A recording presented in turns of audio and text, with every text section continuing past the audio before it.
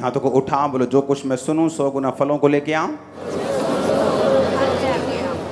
अंधकार की शक्तियां इसे चुराने ना पाए, प्रभु यीशु मसीह के सामर्थी नाम में। एक बार इन आयतों को लिख लो, उसके बाद इसको कोशिश है 2 पार्ट्स में खत्म करने की। दूसरा राजा 4 उसकी 1 से 7 आयत, नीति वचन 22 उसकी 4 आयत, यूहन्ना 6 उसकी 1 से 14 आयत। मैं फिर से रिपीट करता हूं, लिखी जाओ। दूसरा राजा 4 उसकी 1 से 7 आयत, नीति वचन 22 उसकी 4 आयत, यूहन्ना 6 उसकी 1 से 14 आयत, नीति वचन 22 उसकी फिर 7 आयत, व्यवस्था विवरण 28 उसकी 1 आयत, 2 आयत और 12 आयत, नीति वचन 3 उसकी 9 और 10 आयत, मलाकी 3 उसकी 10 आयत, पहला तीमुथियुस 6 उसकी 10 आयत, लूका 16 उसकी 14 आयत, व्यवस्था विवरण 15 उसकी 5 से 7 आयत। मैंने 3 रिपीट कर दिए थे, 4 से फिर मैं रिपीट करता हूं ताकि आप उसे लिख पाएं। नीति वचन 22 उसकी 7 आयत, व्यवस्था विवरण 28 उसकी 1, 2 और 12 आयत, नीति वचन 3 उसकी 9 और 10 आयत, मलाकी 3 उसकी 10 आयत, पहला तीमुथियुस 6 उसकी 10 आयत, लूका 16 उसकी 14 आयत, व्यवस्था विवरण 15 उसकी 5 से 7 आयत। ये वचन खुदावंद के नाम में आपकी बरकत का कारण हो, यीशु के नाम में। सबसे पहले हमें यह समझने की जरूरत है कि परमेश्वर हमारे विषय में क्या सोचता है। जब हम कर्जे के टॉपिक पे बात करेंगे तो एक कोढ़ी परमेश्वर के पास आके कहता है कि परमेश्वर अगर तू चाहता है तो मैं शुद्ध हो जाऊं। तो परमेश्वर ने कहा मैं चाहता हूं तू शुद्ध हो जा, आमीन। और बाइबल कहती क्या वो शुद्ध हुआ कि नहीं हुआ। अब व्यवस्था विवरण 15 उसकी 5 से 7 आयत हम पढ़ेंगे। हमें ये जरूरी है समझना कि परमेश्वर की इच्छा क्या है। इतना अवश्य है कि तू अपने परमेश्वर यहोवा की बात मन लगाकर सुने और सारी आज्ञाओं को मानने में जो आज मैं तुझे सुनाता हूं चौकसी करे। तब तेरा परमेश्वर यहोवा अपने वचन के अनुसार तुझे आशीष देगा और तू बहुत जातियों को उधार देगा, परंतु तुझे उधार लेना ना पड़ेगा। तू बहुत जातियों पर प्रभुता करेगा, परंतु वे तेरे ऊपर प्रभुता ना करने पाएंगी। जो देश तेरा परमेश्वर यहोवा तुझे देता है उसके किसी फाटक के भीतर यदि तेरे भाइयों में से कोई दरिद्र हो तो उस अपने दरिद्र भाई के लिए ना तो अपना हृदय कठोर करना और ना ही अपनी मुट्ठी कड़ी करना। जब परमेश्वर ये चाहता था कि वो शुद्ध हो जाए तो बाइबल कहती वो शुद्ध हो गया। कर्जे के विषय में परमेश्वर क्या चाहता है, जो डिलीवरेंस हम लेना चाहते हैं, जो परमेश्वर देना आपको चाहता है, सबसे पहले आपको ये मालूम होना चाहिए कि परमेश्वर उस विषय में मेरे लिए क्या सोचता है। क्योंकि अगर वो परमेश्वर की मर्जी नहीं है तो आप कभी भी वो आशीष परमेश्वर की ओर से नहीं पा सकते। अगर वो संसारिक दृष्टि से किसी व्यक्ति के पास आती भी है वो दुखों से भरी हुई होगी, शॉर्ट टाइम के लिए होगी और आपके वंश के लिए वो बरकत का कारण नहीं होगी। इसीलिए हमने पहले ये सोचना है कि परमेश्वर मेरे लिए क्या सोचता है। जब वो मुझे देखता है, आप भूल जाओ आज क्रूसेड की तरह लोग आए हैं थर्सडे, आप भूल जाओ यहाँ लाखों लोग बैठे हैं, आप ये सोचो कि मुझसे बात कर रहा है परमेश्वर का वचन। तो सबसे पहले जब हमें परमेश्वर की बरकत को लेना है, जो परमेश्वर सोचता है मेरे लिए कि वो क्या सोचता है। बाइबल कहती है परमेश्वर ये सोचता है कि वो तू सब जातियों को उधार देगा, उधार लेगा नहीं। तो परमेश्वर, मैं एक बात आपको ये बता दूं बाइबल के बीच से, नीति वचन 22 उसकी 7 आयत पढ़ेंगे। धनी निर्धन पर प्रभुता करता है और उधार लेने वाला उधार देने वाले का दास होता है।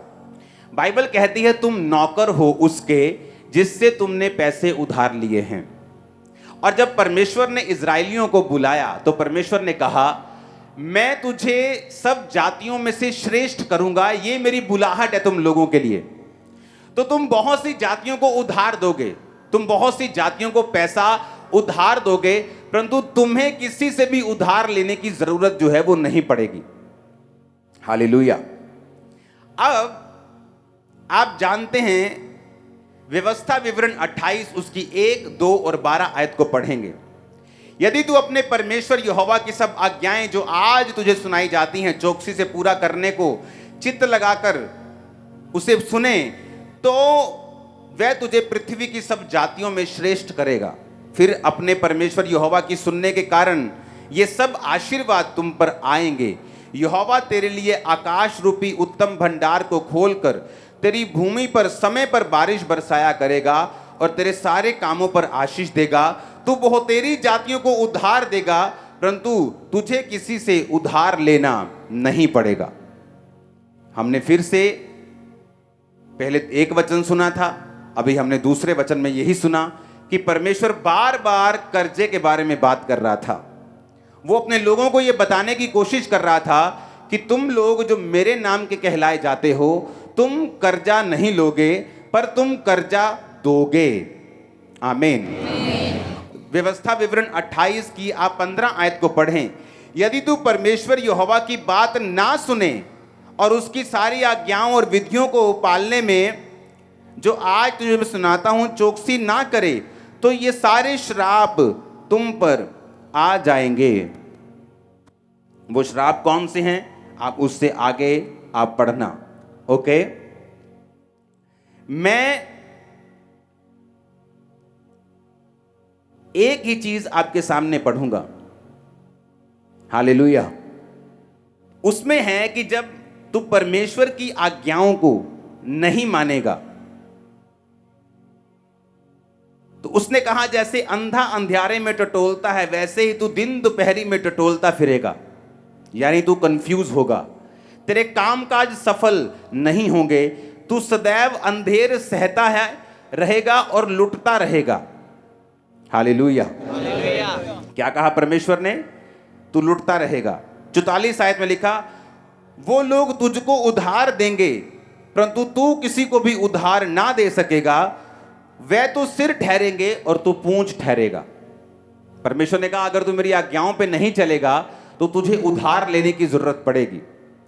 एक बात आपको ये कान खोल के आज समझनी है कि पहली बात तो ये दिमाग में डाल लो कि उधार लेना परमेश्वर नहीं चाहता आप लें किसी भी तरह का लोन, किसी भी तरह का उधार।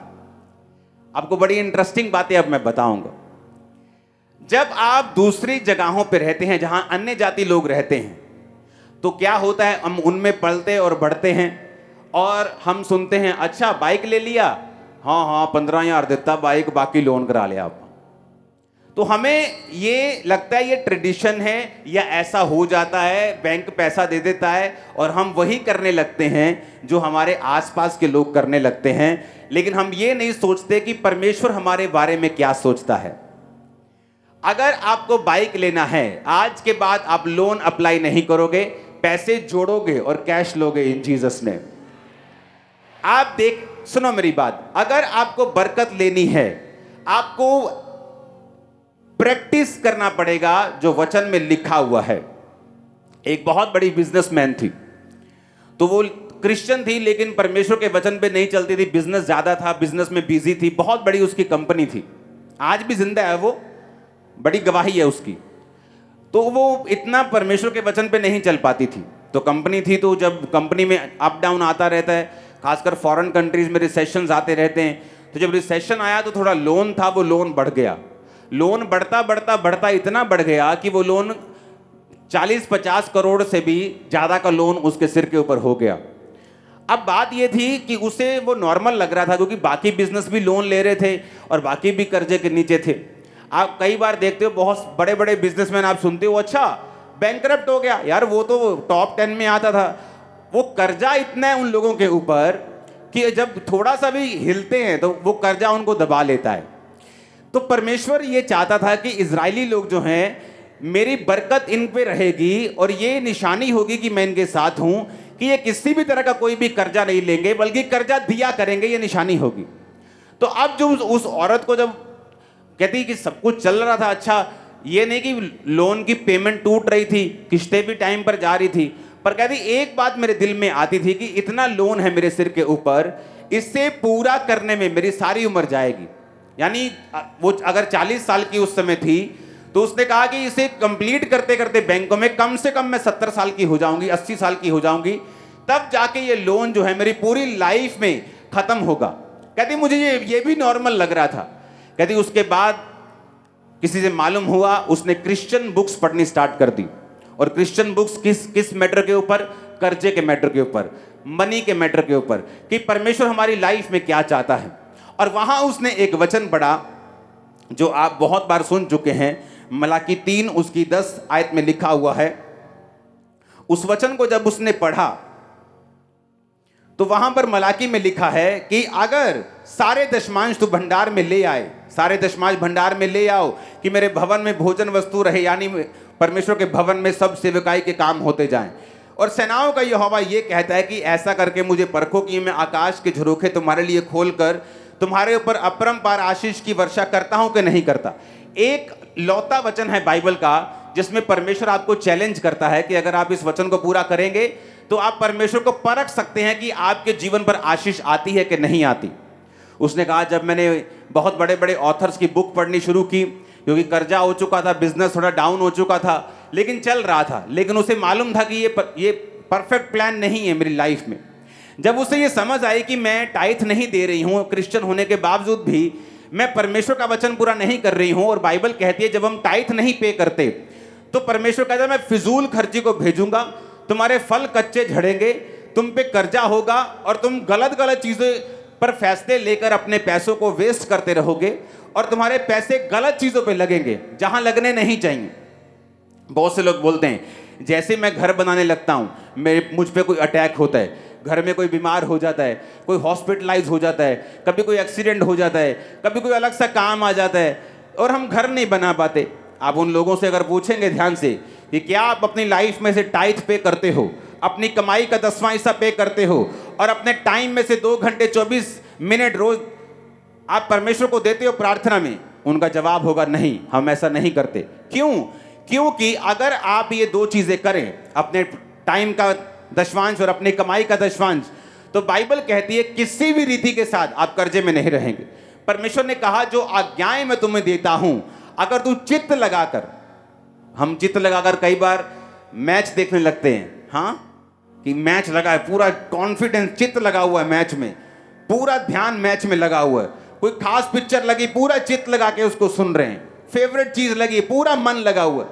परमेश्वर कहता है अगर ऐसे ही मन तू मेरे वचन के ऊपर लगाएगा तो निशानी होगी कि तू सब जातियों से श्रेष्ठ होगा और तू उधार देगा और लेगा नहीं, क्योंकि उधार लेने वाला देने वाले का दास होता है, उसका नौकर होता है, और परमेश्वर चाहता है कि तुम अन्य जातियों में श्रेष्ठ हो, इसलिए वो तुमको नौकर बनता हुआ देखना नहीं चाहता। अब जब उस औरत को वचन मालूम हुआ, उसने टाइथ निकालना शुरू किया। कहती मुझे उन लोगों के फोन आने लगे, मेरे कस्टमर्स जो 5 साल पहले मुझे छोड़ चुके थे। कहती उन कस्टमर्स के फोन आने लगे जो बल्क में मुझे ऑर्डर देने लगे, जो 5 साल पहले 7 साल पहले कस्टमर्स का लिंक टूट चुका था वो मुझे कॉल करने लगे। कहते ऐसे अनएक्सपेक्टेड कॉल्स मुझे आने लगी मेरे बिजनेस के लिए, और मेरा बिजनेस इस तरह से अनएक्सपेक्टेडली ग्रो करना शुरू हो गया कि आज वो औरत पूरी तरह से कर्जे से 100% आजाद हो चुकी है।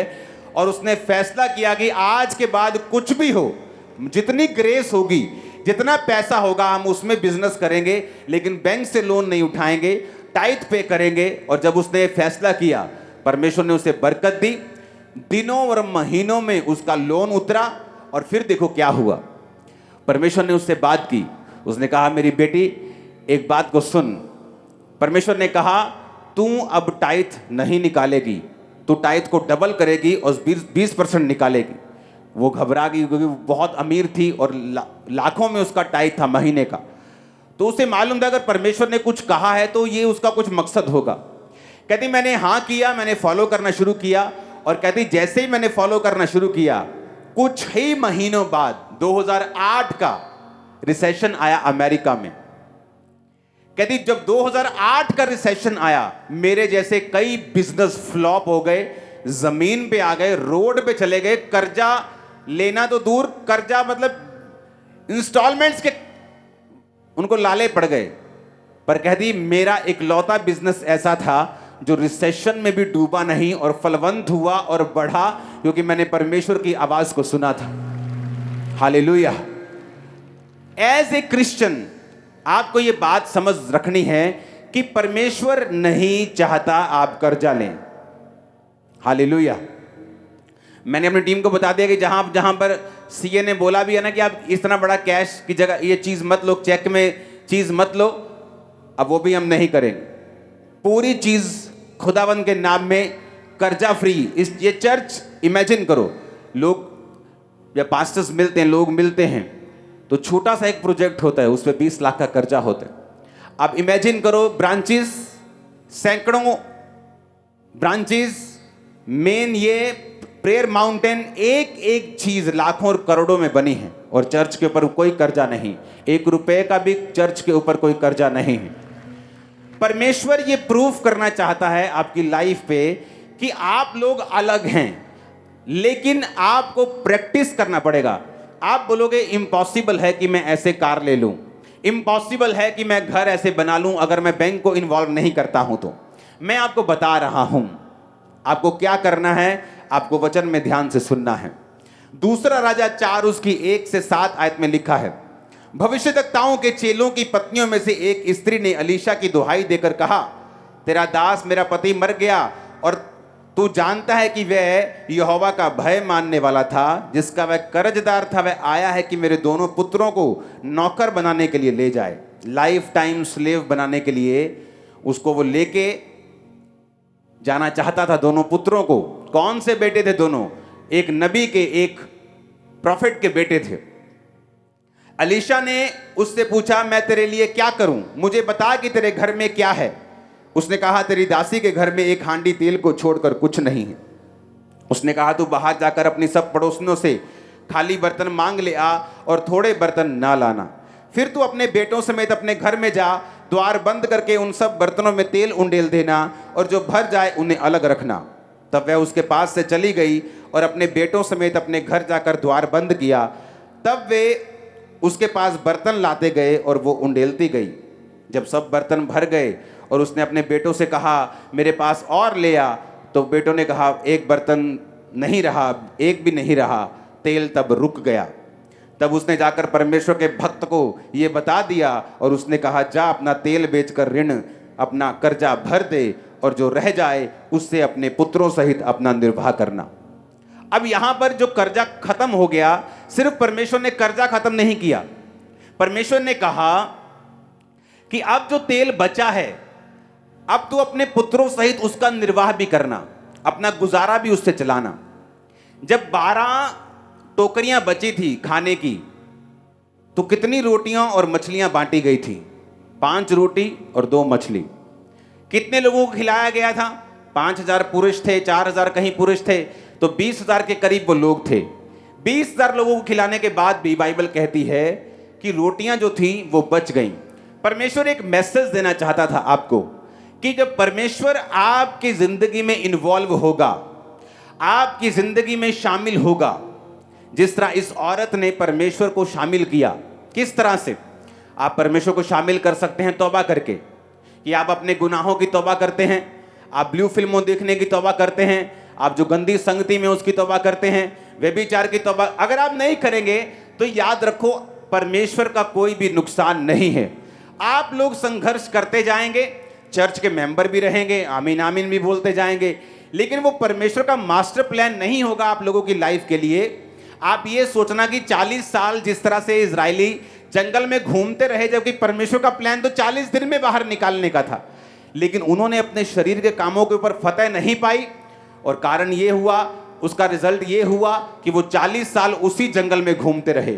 अब ये आपको डिसाइड करना है, या तो परमेश्वर को अपना जीवन दे के, परमेश्वर के रास्तों पे चल के अपने कर्जों को, अपने बीमारियों, कर्जों को, श्रापों को खत्म करना है, या इसी चीज के साथ फाइट करते करते कभी कर लिया पाप, कभी छोड़ दिया, वचन सुन लिया, छोड़ दिया, 10 दिन में फिर एक अटैक हुआ, फिर एक औरत को पकड़ा, फिर एक मर्द को पकड़ा, फिर उसे किया, फिर छोड़ दिया, फिर तो अगर तो ऐसे करना है तो ये काम लंबा होता जाएगा और परमेश्वर अपनी मर्जी को पूरा नहीं कर पाएगा।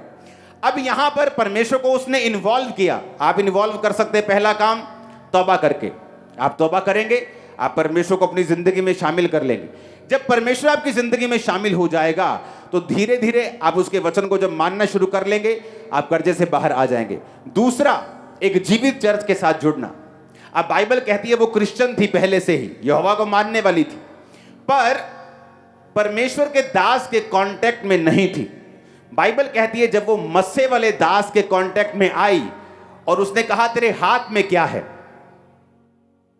उसने कहा थोड़ा सा तेल है। कई बार हम सोचते हैं कि परमेश्वर मुझे बरकत दे। परमेश्वर बोलता है किस चीज के ऊपर बरकत दूं? आज आप परमेश्वर को बोलोगे परमेश्वर मुझे बरकत दे, परमेश्वर बोलेगा किस चीज के ऊपर? तेरे हाथ में क्या है? आप इमेजिन करो, अलीशा जो परमेश्वर का दास था उससे बोल सकता था जा फलानी फलानी जगह जा, वहां तुझे पैसा मिल जाएगा, जमीन में देखना खोद के तुझे सोना गड़ा हुआ मिल जाएगा। लेकिन उसने क्या कहा? तेरे हाथ में क्या है? उसने कहा थोड़ा सा तेल है मेरे पास। उसने कहा थोड़े से तेल को बर्तनों में उंडेलती जाना और बर्तन थोड़े मत लाना। कि जब तुम परमेश्वर के ऊपर भरोसा रखते हो तो मत सोचो कि तुम्हारा घर 45 लाख का है और तुम कर्जे के बिना उसे नहीं ले सकते। तुम आज पैसा जोड़ना शुरू करो और टाइट देना शुरू करो। मैं तुमसे प्रॉमिस करता हूं यीशु मसीह के नाम, जो तुम सोच रहे हो कि 10 साल पैसा जमा करके भी नहीं ले पाओगे, तुम 3 साल में 2 साल में उस घर में होगे। कैसे? यही तो परमेश्वर है। यही तो परमेश्वर है जो हमारी सेंसेस से परे काम करता है।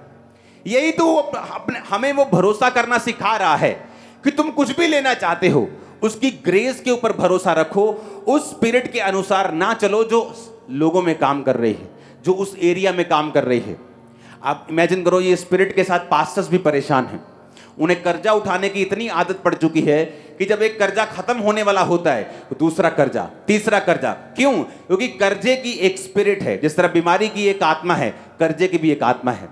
और कर्जे की स्पिरिट ये चाहती है कि आप हमेशा नौकर बन के रहें ताकि आप वो प्रैक्टिस ना कर सके जो वचन कहता है। अगर आप बिलीव नहीं करते आप राजाओं की संतान हैं और राजकुमार हैं, और राजकुमार की तरह आप चलते नहीं, राजकुमार की तरह बोलते नहीं, आप राजकुमार कभी बन भी नहीं सकते। क्योंकि परमेश्वर चाहता है जो आप बिलीव करते हैं उस पर आप प्रैक्टिस करें।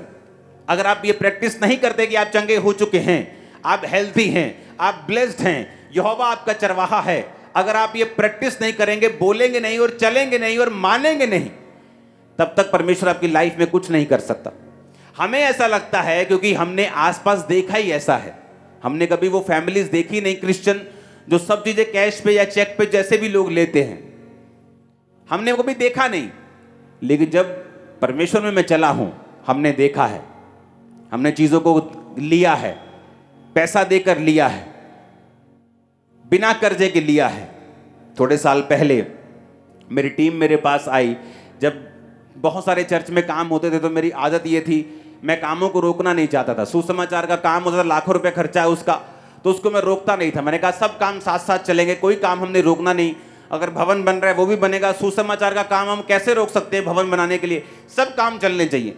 तो चेक जो होते थे उन बड़ी मुश्किल होती थी उनको निकालने की। संडे की ऑफरिंग जाती थी, सोमवार सारा चेक लग के खत्म हो जाते थे। तो उन्होंने मुझे सलाह दी कि बैंक वाले बोल रहे हैं कि आप 30, 50, 60 लाख की एक लिमिट होती है, आप उसे ले लो। तो उससे क्या होगा? लिमिट होने से आप वो एक तरह का लोन होगा जो इंटरेस्ट फ्री होगा, और अगर आपको कोई चेक एक्स्ट्रा लगता है तो उसमें से चला जाया करेगा और बाद में हम पे कर देंगे। मैंने कहा नहीं, हम ऐसा नहीं करें। मेरी जितनी ग्रेस है मैं उतने में चलूंगा। और एक टाइम आया, दिनों में सिचुएशन और महीनों में बदली, आज हम वो कर सकते हैं जो करना चाहते हैं, कोई लोन लेने की जरूरत। लेकिन एक समय ऐसा आता है कि धर्मी होने के बावजूद भी, टाइट देने के बावजूद भी, फिर भी सिचुएशन ये चाहती है कि आप लोन लें, और परमेश्वर का वचन इस बात के खिलाफ है कि आप लोन लें।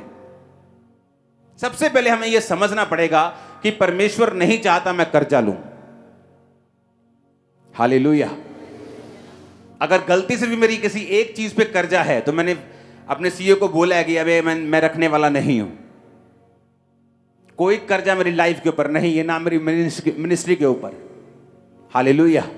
रीजन क्या है? हमें प्रैक्टिस करना है, और जब हम प्रैक्टिस करने लगेंगे, आप मेरी बात पे यकीन करना, हेवन ओपन होगा, पैसों का इंतजाम होगा, आप बाइक्स भी लेंगे, गाड़ियां भी लेंगे, घर भी लेंगे, बच्चों को भेजेंगे भी फॉरेन पढ़ने के लिए, आप बिजनेस भी करेंगे, जॉब्स भी करेंगे, आप घरों को बनाएंगे भी, रेनोवेट भी करेंगे, सब काम करेंगे बिना कर्जे से, in the mighty name of Jesus. बस आपको फैसला लेना है। आप डिलीवरेंस मीटिंग्स में हैं, आपको ये दिमाग में रखना है कि परमेश्वर आपसे बात कर रहा है, और जब आप इस स्पिरिट पर सेट हो जाएंगे कि खुदावन मेरे पास साइकिल के पैसे हैं, तो मैं स्कूटर खरीदने नहीं जाने वाला लोन लेके, मैं साइकिल पे ही रहूंगा, लेकिन तेरे वचन को पूरा करूंगा, मैं प्रेयर करूंगा, पवित्रताई में रहूंगा, टाइट दूंगा, तेरे सब काम करूंगा, प्रेजेंस में रहूंगा, तौबा में रहूंगा, और जीवित चर्च के साथ जुड़ा रहूंगा। बाइबल कहती है जैसे वो जीवित चर्च के सामने आई, अलीशा एक जीवित चर्च था। वो एक जीवित चर्च जो होता है वो मसे से भरा हुआ होता है, और मसा एक ऐसा धागा है जिससे सब प्रकार के कपड़े बनते हैं। टेंट भी धागे से बनता है, पर्दे भी धागे से बनता है, मैट जहां आप बैठे, दरी बैठे, वो भी धागे की है, जो मैंने डाला है वो भी धागे का, जो आपने डाला वो भी धागे बना, सब धागे का, किसी का सूती का है, किसी का नायलॉन का है। उसी तरह से जो मसा है, जो अनॉइंटिंग है, जिस तरह से उस औरत पे काम किया और परमेश्वर ने उसे फ्री किया, कैंसर से फ्री किया, पागलपन से फ्री किया, बैकबोन के टीबी से फ्री किया, मस्सा वही है, काम अलग अलग कर रहा है।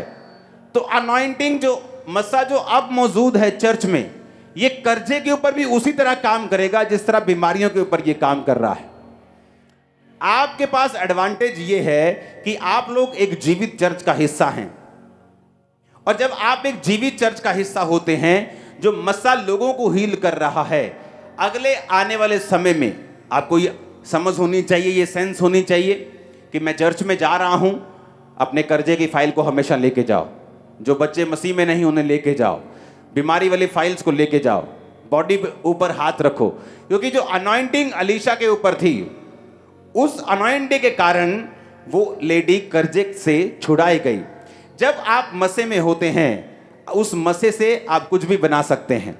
आप उस धागे से टेंट बना सकते हैं, उस धागे से कपड़े बना सकते हैं, दरी भी बना सकते हैं। तो वो धागा एक ही है, मसा एक ही है। इसीलिए उन लोगों की कर्जे में आने की संभावना कम होती है और बिल्कुल जीरो हो जाती है जो परमेश्वर के साथ जुड़े होते हैं, और दूसरा किसी जीवित चर्च के साथ जुड़े होते हैं। रीजन क्या? जब आप जीवित चर्च के साथ जुड़ जाते हैं, जैसे वो अलीशा के पास गई, वो एक जीवित चर्च है, उसने कहा कि मैं तेरे दोनों जो तेरे दास के बेटे हैं उनको स्लेव बनाकर, नौकर बनाकर वो ले जाएगा। उसने कहा तेरे पास क्या है? क्योंकि जब आप जीवित चर्च में जाते हैं, आपसे परमेश्वर डिमांड करता है। क्या डिमांड करता है? ये काम करना है, भवन बनना है, सुसमाचार का काम है, ये वाला काम है, ये वाला चीज करनी है, ये करनी है। परमेश्वर बोलता है तुम्हारे हाथ में क्या है? क्या तुम बीजों को लेके आए हो? क्या तुम बीजों को बोते हो? क्योंकि जैसे ही आप जीवित चर्च में जाएंगे, मसे वाली चर्च में होंगे और आप बोना शुरू करेंगे, उसी बोने से जो आपके पास है वो बढ़ेगा और बरकत आएगी और कर्जे आपकी लाइफ से फिनिश होंगे। आज के बाद कर्जा लेना अपनी लाइफ से बंद कर दो।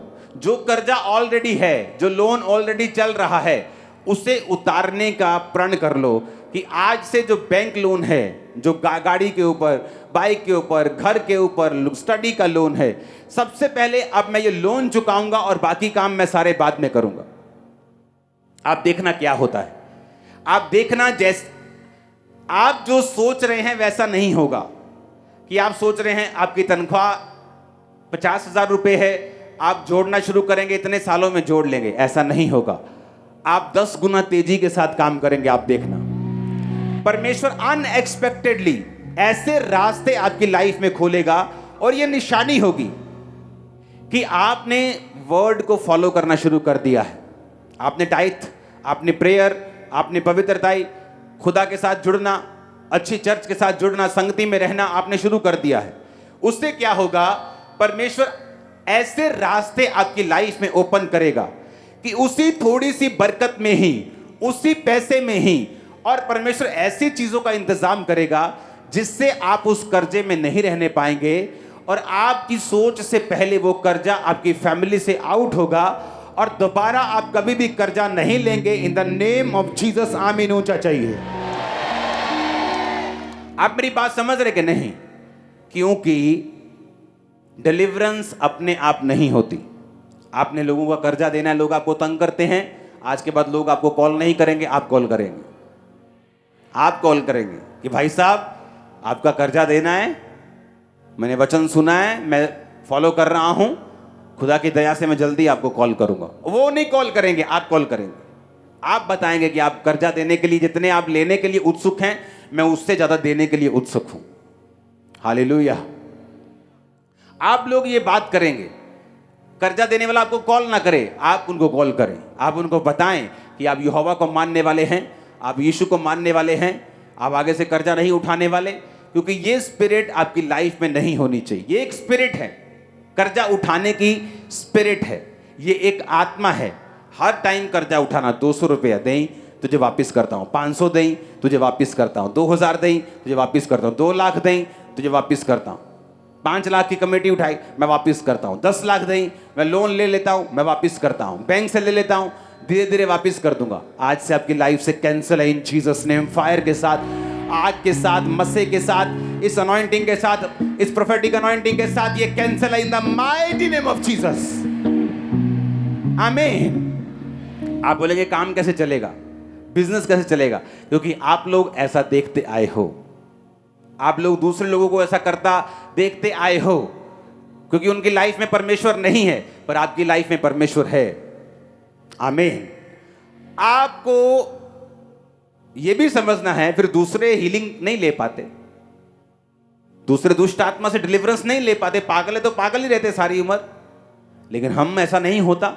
एक क्रिश्चियन बंदा डिलीवरेंस भी लेता है, हीलिंग भी ले लेता है, खुदाबंद से, पागलपन से आजादी भी ले लेता है, बीमारियों से शिफा भी ले लेता है, दुष्ट आत्मा से छुटकारा भी ले लेता है। तो कर्जों से छुटकारा भी तुम लेने पाओगे यीशु मसीह के नाम में बहुत जल्दी। आप मेरी बात समझ रहे कि नहीं? तो ये स्पिरिट जो है आपको फॉलो करनी, क्योंकि परमेश्वर जो है उसकी इच्छा आपकी लाइफ में यही है। आमीन। नीति वचन 22 उसकी 4 आयत में लिखा, नम्रता और यहोवा के भय मानने का फल धन, महिमा और जीवन होता है। अगर आप नम्र हैं, वो नम्र नहीं जो एक गरीबी एक व्यक्ति को नम्र बना देती है, वो नम्रता नहीं है, वो मजबूरी है। किसी व्यक्ति को नम्र देखना है तो तब देखो जब उसके साथ बहुत सारा उसके पास पैसा आ जाए, तो भी वो नम्र है कि नहीं। वो गरीबों से कैसा व्यवहार करता है, कैसे बात करता है, कैसे जीता है, उस नम्रता की परमेश्वर बात कर रहा है, जो फेक नहीं है। लोग फेक नम्रता दिखाते हैं, मुंह के मीठे होते हैं, लेकिन वो नम्रता नहीं है, वो एक्टिंग है जो लोग करते हैं। खुदा ने तुम्हें एक्टिंग करने के लिए नहीं बुलाया, लेकिन अगर तुम नम्रता है और यहोवा का भय है, यहोवा का भय होगा तुम व्यभिचार नहीं करोगे, यहोवा का भय होगा तुम कोई ऐसा काम नहीं करोगे जो परमेश्वर के वचन के खिलाफ है। आई थिंक ये दूसरा हफ्ता है लगातार जहां मैंने प्रेयर लाइन में सुना है। ये कोई मैंने प्रेयर लाइन नहीं लगाई, जस्ट टीम को कार्ड बनाने का काम दिया, वो बना दिए और लोग ऐसे ही खड़े हो जाते हैं आके। और देखो सेकंड टाइम हमने क्या सुना कि घर में हर 15 दिन बाद एक डेथ हो रही, और दोनों केसेस में शैतान इन्वॉल्व है। वचन कहीं तोड़ा गया है, कुछ ऐसा खाया गया है जो आपने नहीं खाना, कुछ ऐसा किया गया है जो आपने नहीं करना। तो जब शैतान को आपने इन्वॉल्व कर लिया तो उसका काम है कर्जा देना, उसका काम है बीमारी देना, कंफ्यूजन देना, लिमिट लाइफ देना, लिमिटेड, जो लिमिट में रहे। लेकिन जब परमेश्वर इन्वॉल्व हो जाता है तो वो 5 रोटियां और 2 मछलियां जो फिलिप्पुस कहता था कि 200 दिनार की भी रोटी हम मोल लेंगे तो लोगों के लिए काम नहीं आएंगी, और पतरस का भाई कहता था कि परमेश्वर 5 रोटियां और 2 मछलियां इतने लोगों के लिए क्या हैं। लेकिन बाइबल कहती है 12 टोकरियां उनमें से बची। जब परमेश्वर आपकी परिस्थिति में इन्वॉल्व होगा, आपके पास बचेगा। इनफ होगा, ज्यादा होगा। आप उधार दे नहीं पाएंगे बहुत जल्दी, आप कर्जा देंगे लेंगे नहीं जीसस ने। आप मेरी बात समझ रहे कि नहीं? आपको ये प्रॉमिस करना होगा कि आपको इस मेंटालिटी से बाहर आना होगा। क्यों यहूदी लोग आज पूरी दुनिया में छाए हैं? क्यों यहूदी लोगों का business, top world class businesses उनके पास हैं? अमेरिका में कुछ एरियाज ऐसे जो पूरे के पूरे एरिया यहूदी लोगों के हैं, पूरे के पूरे मीडियाज उन्होंने खरीदे हुए हैं, खरबों रुपए के, अरबों खरबों रुपए के। इंडिया का मीडिया देखो कितना करोड़ों, हजारों करोड़ों में है, लाखों करोड़ों में सिर्फ इंडिया का। और जो अमेरिका का मीडिया है वो सिर्फ अमेरिका को नहीं, पूरे दुनिया को जहां इंग्लिश बोली जाती है कवर करता है, दूसरे एरियाज को भी। वो अगर इंडिया करोड़ों में है तो वो खरबों ट्रिलियंस डॉलर्स में है, और यहूदियों ने कब्जा किया हुआ है। रीजन यही रीजन, उनको देने की आदत डाली जाती है बचपन से। एक बच्चा अगर चर्च में भी जाएगा तो चाहे 2 रुपए लेके जाए, 10 रुपए लेके जाए, लेकिन बच्चे को भी हाथ से वो बुआते हैं। उनको आदत दी जाती है कि देना है, देना है। अगर देने की आदत होगी तो खुदा तुम्हें देगा, और तुम देने की आदी बन जाओगे और तुम्हें और परमेश्वर देगा। Hallelujah, hallelujah. बहुत सारी चीजें मेरी लाइफ में ऐसी होती हैं, घटनाएं। पर बाइबल कहती है, उसने कहा तेरे हाथ में क्या है? उसने कहा थोड़ा सा तेल है। बात थोड़े की नहीं, बात ये नहीं है कि आज तुमने 500 बोया के 50 बोया। बात परमेश्वर पैसों को नहीं देखता, लेकिन किसी ने 50 अपने 60 रुपए में से बो दिए हैं, और किसी ने 500 अपने लाख में से बोया है।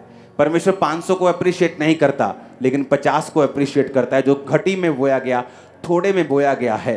जब आप थोड़े में से भी बोना शुरू करते हैं, थोड़े से में भी वफादार रहना शुरू करते हैं, परमेश्वर आपको दिखाता है और बताता है कि मैं जीवित परमेश्वर हूं, और मैं तेरे सारे इंतजामों को करूंगा। मैं आसमान को खोलूंगा, मैं तेरी जरूरतों को स्वर्गीय भंडार से पूरा करूंगा। आमीन। आप जानते हैं बहुत सारे पास्टर्स की मैंने स्टडी की है, पास्टर्स प्रीच करते हैं टाइथ का, लेकिन खुद टाइथ नहीं देते बहुत से पास्टर्स। और अगर आप उनकी लाइफ में देखें, बहुत से पास्टर्स फाइनेंशियली स्ट्रगल करते हैं, क्योंकि जो वो प्रीच करते हैं उसे प्रैक्टिस अपनी लाइफ में नहीं करते।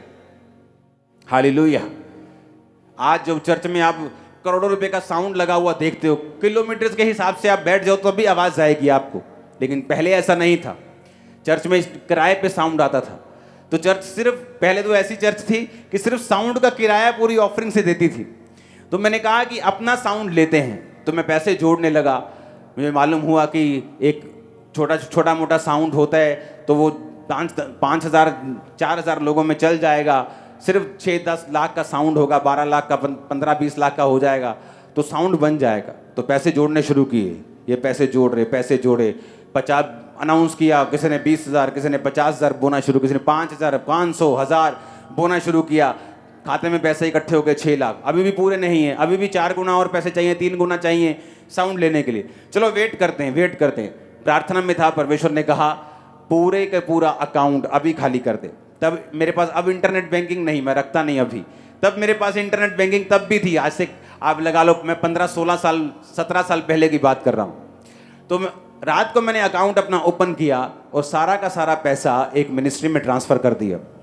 थोड़े दिन बाद एक फैमिली मेरे पास आई, तो उसने कहा कि परमेश्वर ने हमारे दिल में डाला है कि हम अपना प्रॉपर्टी बेच के चर्च को साउंड लेके दे, और इस तरह से चर्च का पहला साउंड खरीदा गया था। अब चर्च का मतलब वो साउंड जितने का आया, जितने का वो था, इतने के तो माइक नहीं आएंगे, लेकिन बात क्या थी, वो बोया गया। बात क्या थी?